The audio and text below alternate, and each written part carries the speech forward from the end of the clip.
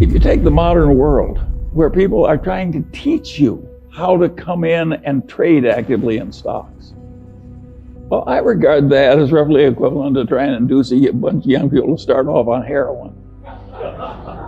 It is really stupid. And when you're already rich, to make your money by encouraging people to get rich by trading. And then there are people on the TV, another wonderful place. And they say, I have this book that will teach you how to make 300% a year. And all you have to do is pay for shipping, and I will mail it to you.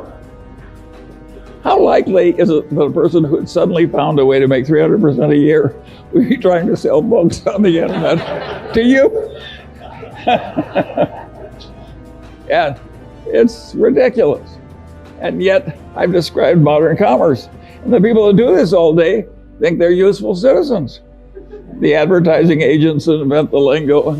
So in insurance, they say, the two people who shifted from Geico to the Glotz Insurance Company saved $400 each.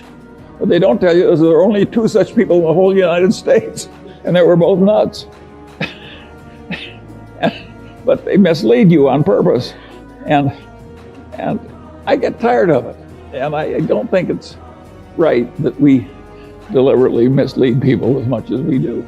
Let me tell you another story that I think is an interesting one about the modern life.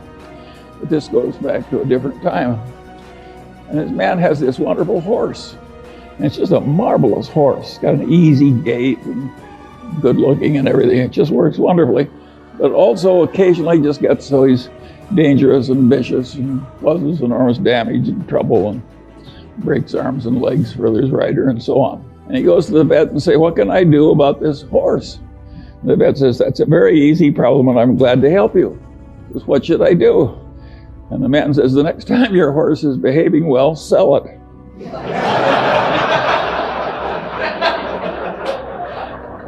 Well, think of how immoral that is. And haven't I just described what private equity has to do? When private equity has to sell something that's really troublesome, they hire an investment banker. And what does the investment banker do? He makes a projection.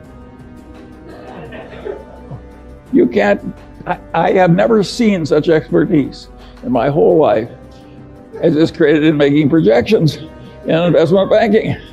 There is no business so lousy it can't get a wonderful projection. But is that a great way to make a living, to have phony projections and use it to make money out of people you look right into the eyes of? I would say no. And by and large, Warren and I, we never tried to make money out of stupidity of our dumb buyers. We tried to make money by buying. And if we were selling horse shit, we didn't want to pretend it was a cure for arthritis. And I think it's better to go through life our way instead of theirs.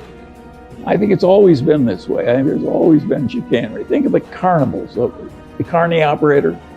Think how much trickery there is in a carny operation. And people just seek out the weaknesses of their fellow man and take advantage. And you have to get wise enough so you avoid them all. And you can't avoid them if they're in your family. I have no solution to that one. But where you have a fair choice, there are just so many people that should be avoided. My father had this best friend and client, and he also had this other client who was a big blowhard. And he was always working for the big blowhard, and he wasn't ever working for his wonderful client whom I admired. And I said, why do you do this? And he said, Charlie, you idiot. He says, the big blowhard is an endless source of legal troubles. He's always in trouble, overreaching and misbehaving and so forth. Whereas Grant McFadden treats everybody right, the employees, the customers, everything. He gets involved with some psychotic, he walks over there and makes a graceful exit immediately. So a man like that doesn't need a lawyer. And my father was trying to teach me something, and it really worked. I spent my whole life trying to be like Grant McFadden. And I want to tell you, it works. It really works. Peter Coffin is always telling me if the crooks only knew how much money you could make by being honest, they'd all behave differently. Warren has a wonderful saying I like. He says, if you take the high road, it's never crowded.